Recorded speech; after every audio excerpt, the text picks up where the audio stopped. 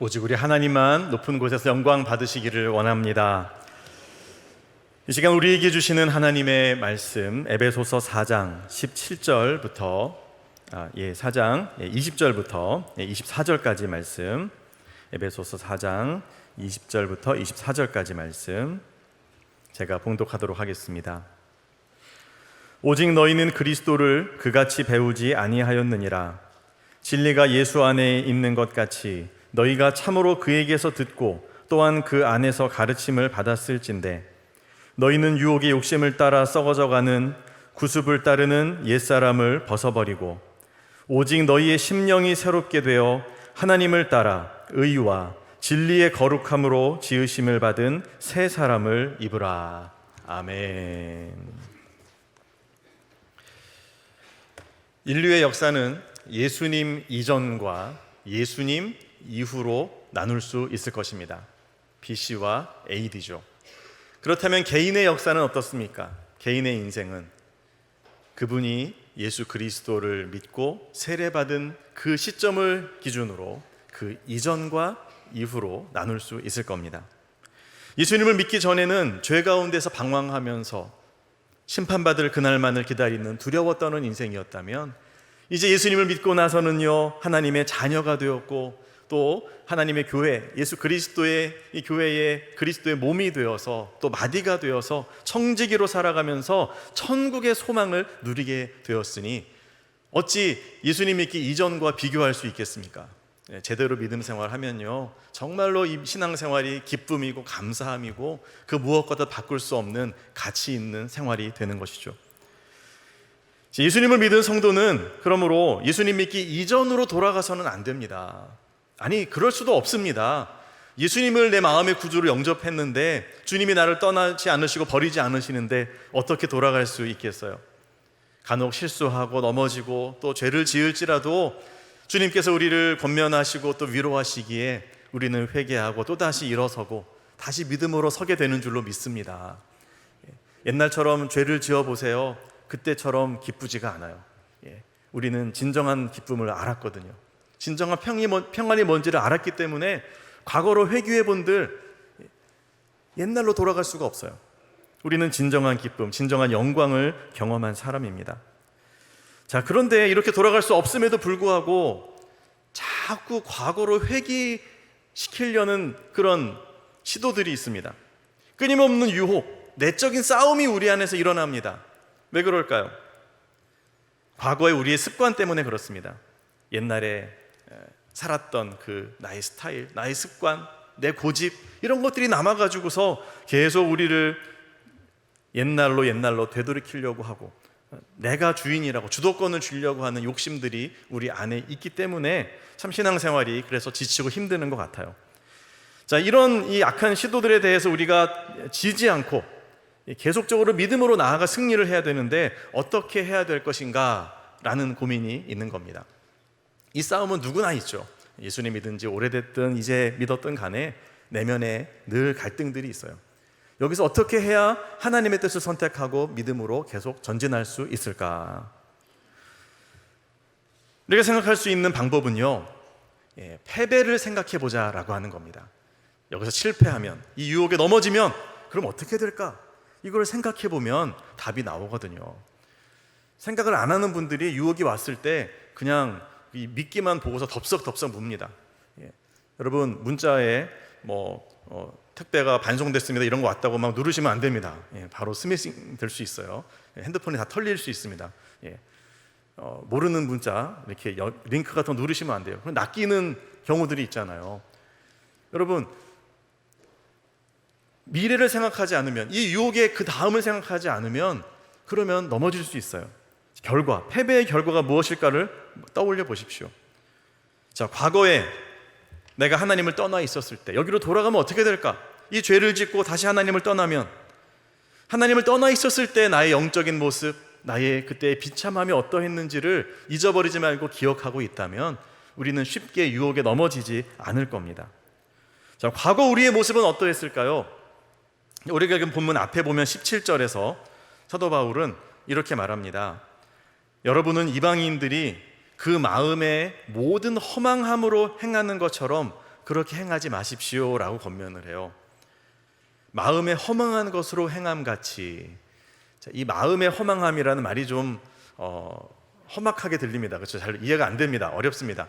자, 보세요. 허망함이라는 것은 공허하다는 겁니다. 헛되다. 그런데 이것이 마음의 허망함이래요. 무슨 말입니까? 헛되고 헛된 것들을 우리의 마음이 추구하는 욕심이라는 거예요. 이것들을 계속 추구하는 인생. 이 마음에 추구하는 탐욕, 이 헛된 것들이 뭐냐? 갈라디아서 5장 19절에서 21절에서는 이것을 육체의 일이라고 규정짓고 있습니다. 자, 이 육체의 일은 구체적으로 뭐냐? 하나님의 눈으로 볼 때 사람들은 이걸 비전이라고 그러고 내 취미 생활이라고 하고 이것이 나의 쉼이라고 말하지만 하나님 입장에서 그 심령을 꿰뚫어 보실 때 육체의 일이라고 하는 일들이 뭐냐? 이 마음의 허망함이 뭐냐 하면 이렇게 나와 있습니다. 육체의 일은 분명하니. 이거는 뭐 헷갈릴 이유가 없어요. 분명해요. 어떻습니까? 육체의 일은요, 곧 음행과 더러운 것과 호색과 색을 탐하는 거죠. 우상 숭배와 하나님이 아닌 것을 하나님처럼 섬기는 겁니다. 주술과, 여러분 점 치시는 분들 계십니까? 이 주술입니다. 이것은 마음의 허망함을 따라가는 거예요. 그냥 한번 보는 거지. 여러분 그게 허망함이에요. 또 원수 맺는 것과, 이 사람은 가는 사람마다 다 원수가 돼. 여러분 이거 원수 맺는 것, 이것도 허망함이에요. 또 분쟁, 그다음에 시기, 그냥 남을 그냥 시기 질투하는 것이 전공이신 분들이 있어요. 또 분냄, 분노가 그냥 폭발해 버립니다. 당짓는 것, 서로 끼리끼리 나뉘어지고, 분열함, 이단, 투기, 그리고 술 취함, 방탕함, 또 그와 같은 것들이라. 그것 말고도 많다는 거죠. 마음의 허망함을 따라가는 것, 들여다보면 금방 알 수 있어요. 이건 욕심이네, 이건 네 허망함의 마음이네 라고 말이죠. 이렇게 마음이 만들어내는 탐욕과 방탕함, 여기에 따랐던 영혼들의 영적인 상태가 어떻게 되었을까요? 에베소서 4장 18절에서는 이렇게 말씀합니다. 자, 그들의 총명이 어두워지고 그들 가운데 있는 무지함과 그들의 마음이 굳어짐으로 말미암아 하나님의 생명에서 떠나 있도다, 이렇게 진단을 해요. 자막 계속 유지해 주시고요. 자, 그들의 총명이 어두워지고, 자, 총명이 뭡니까? 지혜는 하나님을 아는 게 지혜입니다. 그런데요, 방탕함으로 가면 하나님을 점점 알 수 없게 되는 겁니다. 하나님을 아는 지혜가 사라지고 궁극적인 진리를 인식할 수 없게 됩니다. 그리고 마음이 어두워지는 것, 총명이 어두워지는 거죠. 이 어둠이라는 것은 창조 이전 하나님의 거룩한 빛을 하나님이 이 땅에 비추시기 전에 그 상태, 그 혼돈과 공허와 절망과 그 상태로 돌아간다는 거예요. 총명이 그 상태로 가버린다는 거예요. 창조 이전의 어두움, 참 진리를 알지 못하는 어두움 속으로 들어갑니다. 자, 그 다음에요, 그들 가운데 있는 무지함이 있다는 거예요. 무지함. 이 무지함이 뭘까요? 좀 공부 안 해서 학점이 안 좋습니다, 이게 무지함, 이런 무지함이 아니라 여기서 말하는 무지함은요, 본질적인 무지함입니다. 하나님을 모르는 무지함, 진리를 모르는 무지함, 헛된 것을 진리라고 하는 그 어리석음, 죄가 죄인지를 모르고 죄를 깨닫지 못하는 무지함, 내 죄가 얼마나 심각한지를 인식조차 못하는 그 무지함 속으로 들어갑니다. 자, 이런 이들에 대해서 하나님께서 권면하시죠. 너 그러면 안 돼, 회개해야 돼 라고 권면을 하시지만 받아들입니까? 안 받아들여요. 튕겨냅니다. 어느 정도로요? 마음이 굳어져서. 그들의 마음이 굳어짐으로 말미암아, 여기서 굳어짐이라는 것은 돌덩어리 같다는 겁니다. 완전히 그냥 단단해져서 바늘 하나 들어갈 수 없는, 사람의 마음이 이렇게도 돼요. 죄악으로 다져지면 돌보다, 금강석보다 더 단단해져 버리는 게 사람의 마음입니다. 이게 죄의 결과입니다. 자, 그래서 이렇게 살면 어떻게 됩니까? 그 마지막 결론은요, 하나님의 생명에서 떠나 있도다 그랬습니다. 이게 진짜 안타까운 일이죠. 그 완악한 마음으로 여러 사람 상처 주고 그냥 자기 뜻대로 살다가 결국은 하나님의 생명에서 떠나 있는 상태, 생명의 근원이신 하나님으로부터 소외된, 영적으로 죽어있는 모습을 이야기하는 겁니다. 자, 그들의 모습을 좀 더 살펴볼까요? 4장 19절은 이렇게 말씀합니다. 그들이 감각 없는 자가 되어서 자신을 방탕에 방임하여 모든 더러운 것을 욕심으로 행하되, 자막 유지해 주세요. 감각 없는 자가 되어. 마취를 하면 감각이 없잖아요. 내 살이 아닌 것 같죠? 이런 이야기입니다. 죄인은요, 양심의 가책을 받지 않아요. 양심의 가책 받는데요. 여기서 말하는 양심의 가책, 제가 말씀드리는 양심의 가책은 본질적인 양심의 가책입니다. 하나님이 없다고 하면서도 그게 가책이 되지 않아요. 자기가 죄가 없다 그래요. 분명히 죄인인데 자기의 죄를 보지 못해요. 진정한 양심의 가책을 받지 못하고 자기 영혼이 죽어가는데 그 고통을 느끼지 못해요. 마비돼서, 감각이 없어서 심각한 거죠. 이렇게 되다 보니까 어떻게 됩니까? 자신을 방탕에 방임하게 됩니다. 자신의 마음, 사람의 마음이 얼마나 소중해요. 이 마음을 죄에다가 그냥 무방비 상태로 노출시켜 버리는 거예요. 방치해 버리는 거예요. 자기 마음을 말이에요. 이 얼마나 어리석은 일이에요. 그러다 보니까요, 마음이 무뎌져서 이제는 수치심, 두려움을 모르는 유욕에 매어 사는 인생이 되어 버립니다. 자, 그러면서 그 모든 더러운 것을 욕심으로 행한다, 이렇게 평가하고 있어요. 그들의 행위는 뭡니까? 모든 더러움, 이것을 행한다는 건데요. 사람들이 겉으로 보면 다 괜찮아 보입니다. 좋은 직장 다니고 또 가정을 이루고 있고 다 깨끗하고 배울 만큼 배웠고 교양 있게 이야기하고, 하지만 그들의 인생을 깊이 들어가고 그 영혼을 관찰해 보면 하나님이 그 중심을 꿰뚫어 보시면 어떻다는 거예요? 모든 죄악을, 모든 더러운 것들을 행하고 있더라는 거예요. 이거는 좀 괜찮은 것 같지만 다른 건 더 심각하고, 겉으로는 나아 보이지만 속마음은 온통 더러운 것 투성이인 겁니다. 성적인 것을 욕망하고 온갖 더러운 죄악들로 가득하고 그 무엇으로도 만족시킬 수 없는 탐욕에 이끌려 다니고 각종 우상 숭배에 빠져듭니다. 지나친 자기 중심성, 이기심, 자기 연민에 빠지는 것, 이게 다 우상 숭배예요. 그걸 하나님처럼 섬기는 거죠. 결국은 내가 주인인 겁니다. 내가 이렇게 나를 섬기며 살아가는 인생. 만물보다 부패한 것이 무엇일까? 성경은 그것이 사람의 마음이라고 이야기합니다. 세상에 가면 썩어지는 것들이 많잖아요. 음식물 쓰레기 막 썩고 냄새나고 벌레 꼬이고, 여러분 그거 그렇게 더러운 거 아니에요. 진짜 더러운 것은 사람의 마음이라는 거예요. 아무리 썩어도 계속 썩어요. 계속 부패해요. 끝을 모르고 타락하는 인간의 마음. 여러분 이것이 얼마나 비참합니까? 여러분 그런 이방인의 심령의 상태로 돌아가고 싶으세요? 예수님 믿고 자유함 얻은 분들은 알 거예요. 여기로 돌아가는 게 얼마나 진짜 두려운 일인지. 주님이 주신 이 기쁨과 자유를 다 잃어버리고 다시 옛날의 생활, 그 절망의 생활로 돌아간다.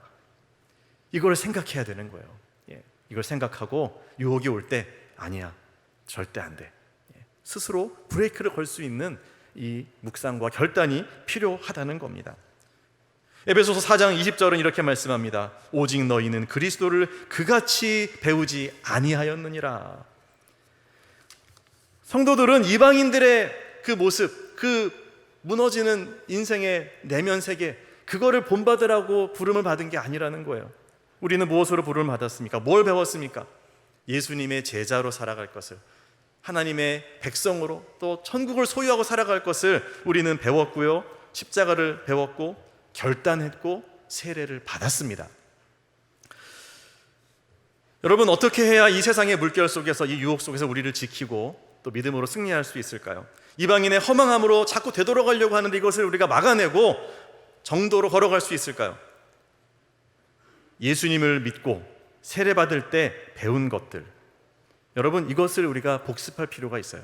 내가 처음 예수님 만났을 때, 그래서 주님을 나의 구주로 영접하고 세례를 받을 때 내가 주님을 믿겠습니다 라고 고백했던 그 순전한 신앙의 고백, 여러분 이 신앙의 고백으로 돌아가야 되고, 내가 뭘 배웠는지, 그리고 그때 성도의 영혼의 심령 속에 어떤 변화가 일어났는지를 우리가 주목해야 되는 겁니다. 그럴 때 이 세상의 유혹을 이길 힘이 생긴다라고 오늘 본문은 이 문맥상으로 볼 때 말씀을 하고 계십니다. 자, 그래서 우리 본문에 보면요, 이렇게 말씀을 하는 겁니다. 자, 20절에서요. 너희는 그리스도를 그같이 배우지 아니하였느니라 그러면서 21절에서 진리가 예수 안에 있는 것 같이 너희가 참으로 그에게서 듣고 또한 그 안에서 가르침을 받았을진대. 자, 진리가 예수님 안에 있다는 것은 왜 그리스도라고 안 하고 예수님이라고 했을까요? 예수라고 했을까요? 예수는 예수님의 이름이잖아요. 즉 이 땅에 인간으로 오신 예수님, 그분을 지목하는 거죠. 그 모습을 지목하는 거죠. 그분 안에 뭐가 있습니까? 진리가 예수님 안에 있다. 육신을 입고 이 땅을 사셨지만 그분 안에는 하나님의 참 진리가 완벽하게 조화를 이루면서 함께하고 있었던 이 모습, 이게 우리가 바라보고 추구해야 될 모델이라는 겁니다. 그 예수님께 우리가 배웠어요. 어떻게 해요? 그분에게서 들었어요. 복음을 들었고, 그리고요 그 안에서 가르침을 받았을진데, 예수님 안에서 예수님과 하나 되어지고 예수님과 연결되어서 가지와 원줄기와 가지처럼 연결되어서 우리가 배웠다는 거죠. 뭘 배웠습니까? 복음을 배웠고 세례를 받았고 그분과 하나 되는 영적인 교감을 이루었다라는 겁니다. 자, 이것을 너희가 배우고 경험했다면 그러면 22절, 23절, 24절을 기억하라라는 겁니다. 자, 세례받은 성도가 어떤 변화되어지는 모습을 가지게 되어지는지를 22절, 23절, 24절에서 말씀하고 있어요. 첫 번째로 세례받은 성도의 변화되는 모습이 뭐냐? 옛사람을 벗어버렸습니다. 이런 변화가 일어나요. 에베소서 4장 22절입니다. 너희는 유혹의 욕심을 따라 썩어져가는 구습을 따르는 옛사람을 벗어버리고, 이렇게 되어 있죠. 자, 여기서 유혹의 욕심이라는 것은 유혹이 주는 갈망, 유혹을 향한 이 욕망을 말합니다. 자, 여기에 막 끌려가는 거예요. 이렇게 끌려가는 그 옛사람, 우리의 옛자, 옛날의 나죠. 그렇게 죄를 짓고 죄 짓는 걸 좋아했던 나. 자, 그것이 유혹의 욕심을 따라서 어떻게 됩니까? 썩어져 간다. 점점점 부패해가고 중독이 더 심해져가고 인생이 무너져가는 그 과거의 나를 이야기합니다. 그리고 썩어져가는 구습. 이 썩어져가는 구습이라는 것은 구습을 따른 이 구습이라는 것은 옛날의 습관이잖아요. 옛날의 생활 방식, 죄악된 생활 방식을 고집했던 나의 모습. 여러분, 그 과거의 나, 이 옛사람을 어떻게 하라고요? 벗어버려라 라고 말합니다. 칼빈의 말처럼 옛사람은요, 죄로 인해서 하나님의 형상을 잃어버린 인간의 모습입니다. 우리가 그 옛사람을 어떻게 하라고? 벗어버려라. 그것은 옷을 벗듯이 이제 벗어서 그냥 던져버리는 것을 이야기하는데요. 자, 이것이 뭐냐 하면 바로 이 세례를 이야기하는 겁니다. 여러분, 우리가 세례 예식을 할 때 세례를 어떻게 베풉니까? 세례를 이제 성수를 이렇게 거룩한 물을 뿌려서 뿌림으로 거룩해지는 예식으로 하지만 원래의 세례는 뭡니까? 침례잖아요. 흐르는 물에 온몸을 완전히 담궜다가 이제 끄집어냅니다. 이렇게 해서 죄를 씻는다, 또 그리스도와 함께 죽었다가 다시 살아났다라고 하는 것을 상징적으로 표현하고 또 그 신앙 고백을 온 회중 앞에서 나타내는 예식 아닙니까? 여러분, 이 세례, 물에 깊이 잠기면서 뭘 하는 겁니까? 나의 옛사람에 대한 장례를 치르는 겁니다. 나의 옛사람은 죽었습니다, 이제. 그리고 다시 물에서 나오면서 나는 주님과 함께 다시 살아납니다. 이 고백이죠. 과거의 나뿐만이 아닙니다. 과거의 죄악된 생활의 습관도 같이 죽고 장례를 치르는 겁니다. 그리고 이것을 벗어버리는 거죠.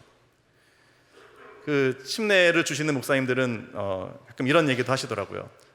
이렇게 착한 교인은 빨리 꺼내주고, 이게 말 안 듣는 교인은 이렇게 집어넣었다가 이렇게 좀 한참 최대한 시간을 끌었다가 충분히 회개한 다음에 이제 물에서 꺼내줍니다. 농담이지만 여러분, 의미적으로 그런 의미라는 거예요. 이 세례.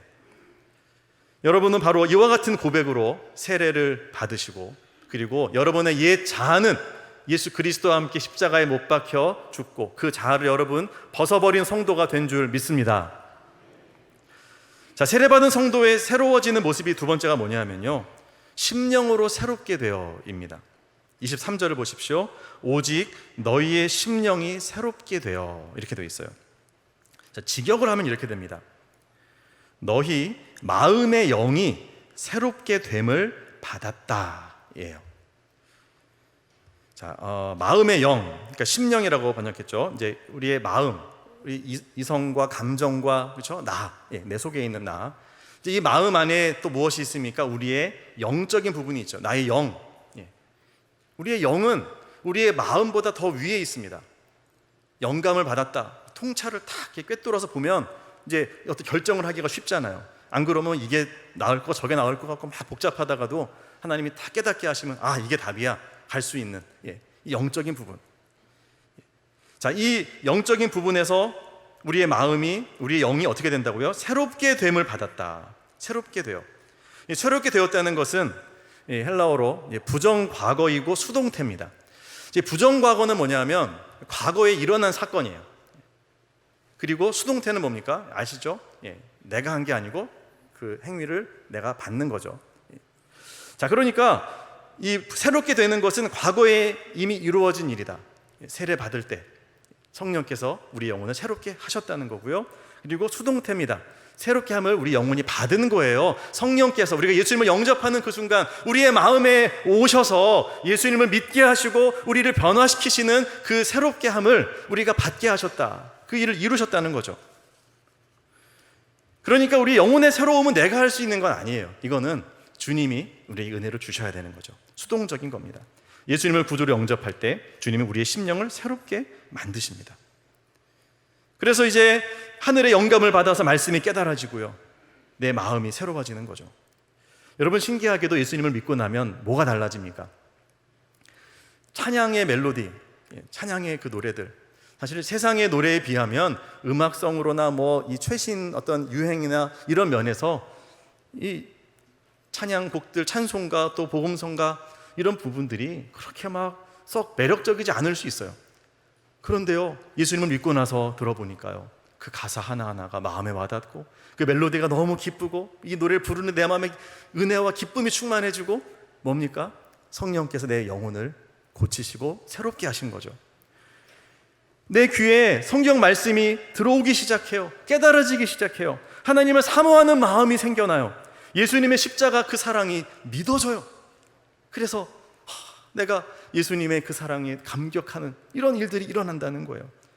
이 모든 것이 우리의 심령이 새롭게 되었기 때문입니다. 우리 주 성령께서 여러분의 심령을 이렇게 새롭게 만드신 것을 여러분 믿으시기를 바랍니다. 또한 성도의 새로워지는 모습이 뭐냐? 세 번째로 새 사람을 입었습니다 입니다. 하나님을 따라 의와 진리의 거룩함으로 지으심을 받은 새 사람을 입으라. 자, 하나님을 따라라고 하는 것은 하나님의 형상을 닮아가는 거죠. 하나님의 형상대로 지으심을 받은, 즉 재창조되어진, 거듭난, 새롭게 지어진 그런 새 사람.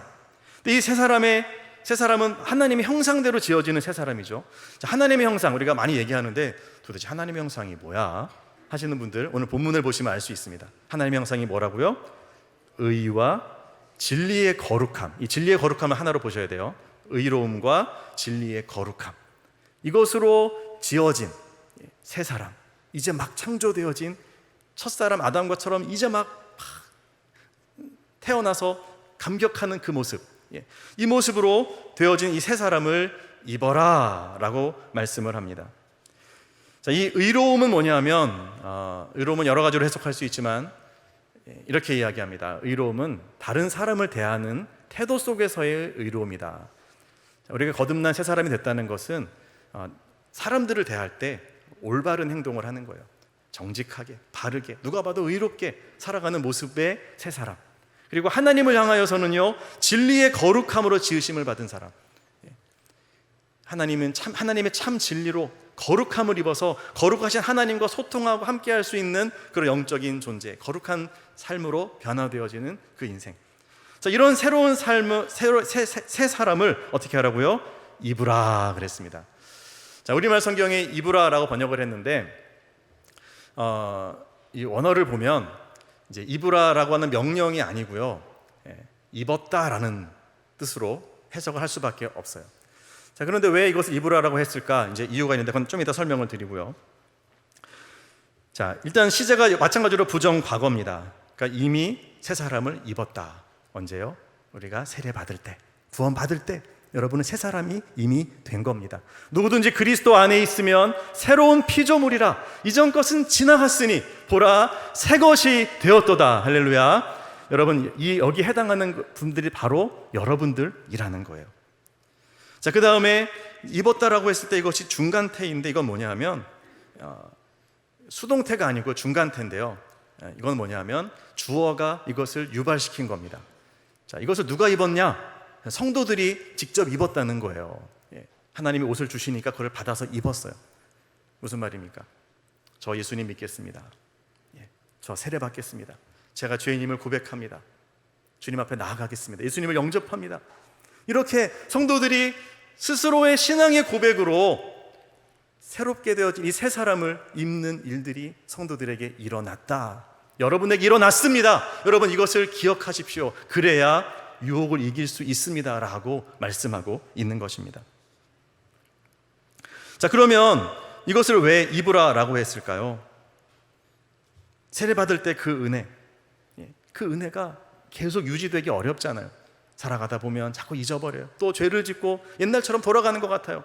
그랬을 때 회개하고 주님 앞에 나아가면 주님이 그 마음을 회복시키시는데 언제처럼? 처음처럼. 나를 완전히 거룩하게 하셨을 때 그 모습처럼 첫사랑의 모습으로 우리를 새롭게 하시고 회복시키시는 그 은혜가 있기 때문에, 그러니까 그것을 기억하라는 것은 결국은 그 은혜로 되돌아가라, 그런 의미에서 새 사람을 입으라 라고 또 이 번역가들이 번역을 한 겁니다. 다 이런 부분들 고민을 해서 결국은 새 사람을 입으라, 이게 최적의 번역으로 선택을 한 것이죠. 어쨌든 이 배경이 이렇다는 겁니다.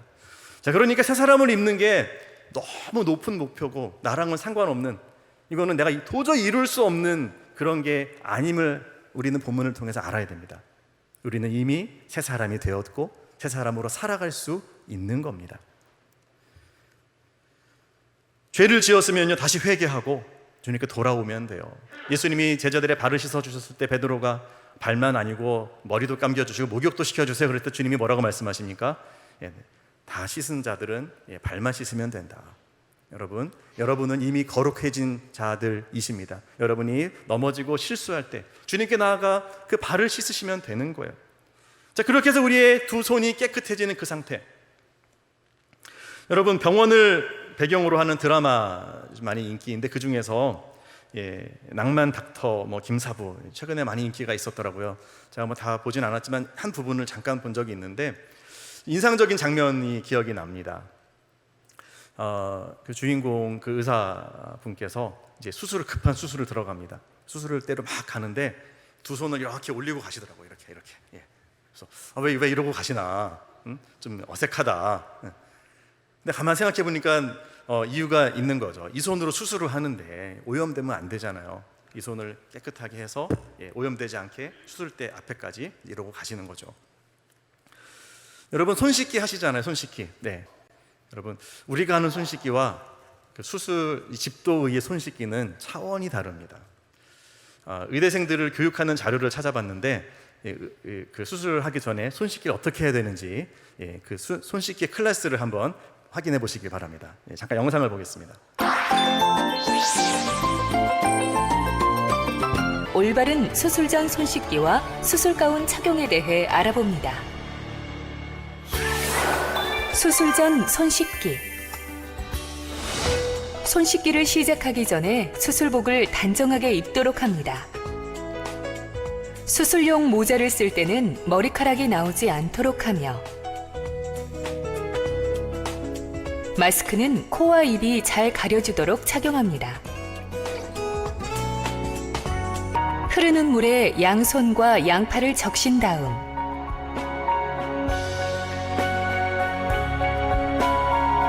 소독액을 손으로 받은 후 손부터 팔꿈치 5cm 위의 팔까지 거품을 내어 닦고 물로 헹궈줍니다. 참, 여기서 이제 끝인 줄 알았어요. 근데 끝이 아닙니다.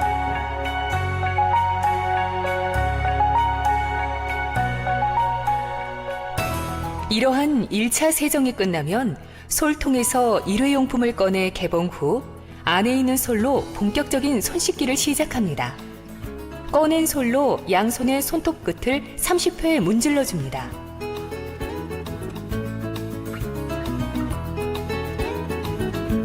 그 다음 양손의 손가락, 손바닥과 손등을 각각 15에서 20회 문질러 줍니다.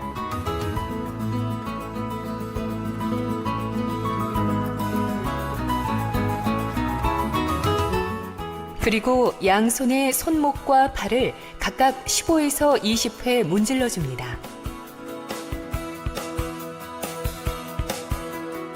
다음엔 팔꿈치 위 5cm까지 각각 15에서 20회 문질러 닦아줍니다.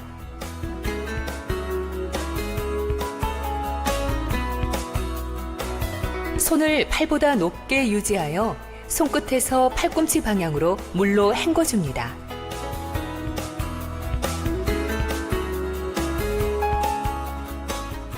다시 한번 솔에 세정액을 묻힌 후 위에서 아래로 내려오는 순서로 손톱, 손가락, 손등과 손바닥, 손목과 팔, 팔꿈치 위 5cm까지 각각 15에서 20회 문질러줍니다. 손 씻기는 그날의 첫 번째 수술인 경우엔 5분, 그 다음 수술부터는 3분 동안 시행합니다. 다 씻은 손은 팔보다 높게 하여 물이 손에서 팔꿈치 쪽으로 흘러내리게 유지하면서 수술실로 이동합니다. 멸균 영역에 물이 떨어지지 않도록 주의하며 수건을 잡아야 합니다. 이때 수건의 한쪽 면 구석에만 한쪽 손이 닿도록 해야 하며 양손을 수건의 같은 면에 대지 않도록 합니다. 첫 번째 보조자가 펼쳐준 멸균된 수술 가운을 양쪽 소매에 팔을 넣어 입습니다. 이때 바깥쪽 면이 자신의 신체나 주위 물건에 닿지 않도록 주의합니다. 첫 번째 보조자는 소매 밖으로 손이 나오도록 안쪽에서 소매를 잡아당겨줍니다. 두 번째 보조자가 수술 가운의 목 부분과 안쪽 허리끈을 메어줍니다. 첫 번째 보조자가 수술 장갑을 벌려주면 의료진은 손등을 위로 오도록 하여 손가락이 잘 맞도록 아래로 힘을 주며 착용합니다. 지금 영상을 보는 모든 의과대학생 여러분, 모든 이의 모범이 되는 실력 있는 의사가 되기를 바랍니다. 이 영상은 의과대학생들이 보면 되지만 여러분 우리가 봐야 될 영상은 영혼을 살리는 그런 의사들이 봐야 될 것입니다. 여러분, 이 의사 선생님들이 그 한 사람의 육체를 살려내기 위해서 얼마나 철저하게 소독을 하고, 그리고 그 소독된 손을 오염되지 않기 위해서 위로하고, 그렇게 끝까지 이 수술을 몇 시간이고 견뎌내는데, 여러분, 하물며 영혼을 살리도록 부름받은 우리들이 주님께서 우리를 옛사람을 벗어버리게 하시고 성령으로 우리의 심령을 깨끗하게 새롭게 하시고, 그리고 새 사람을 입게 하신 우리의 몸, 우리의 이 두 손을 가지고 견디고 버티면서 거룩함으로 나아가는 이 결단이 우리에게 있어야 하지 않겠습니까? 그래요, 때로는 우리가 실수해서 오염이 될 수 있어요. 그때는 다시 씻고 다시 온전함으로 나아가서 처음의 그 깨끗함, 처음에 하나님 주시는 그 거룩함, 이것을 항상 회복하고 있을 때 우리를 통하여 하나님께서는 영혼들을 살리시고 변화가 일어나게 하시고 하나님의 나라가 이루어지도록 역사해 주실 줄로 믿습니다. 믿음의 기초 무너질 수 있어요.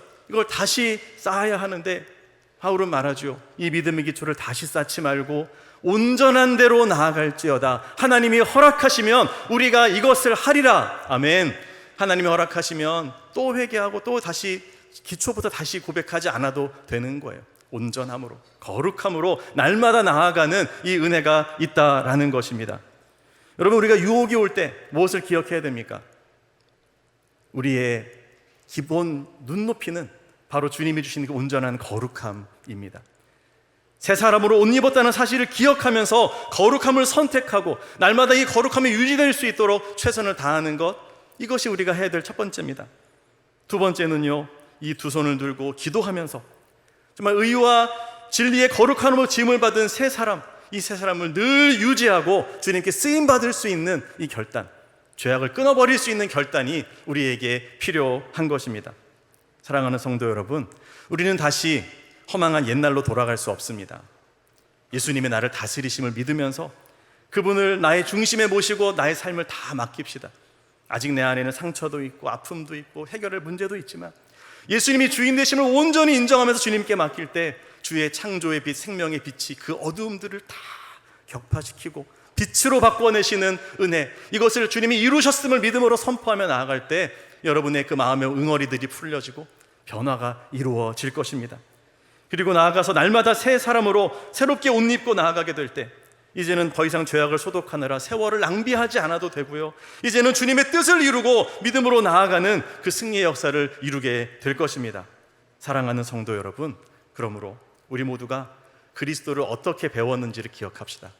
내가 어떤 신앙을 고백하고 어떤 고백으로 예수님을 나의 구주로 영접했는지, 예수님이 지금 내 안에 왕으로 좌정해 계시는 이 믿음의 고백을 다시 한번 되짚어 보시고, 옛사람을 나는 벗었고 나는 새 사람을 이미 입은 존재임을 확신하면서 세월을 아끼고 주님의 뜻을 이루어가는 우리 믿음의 모든 지체들 되시기를 예수님의 이름으로 축원합니다.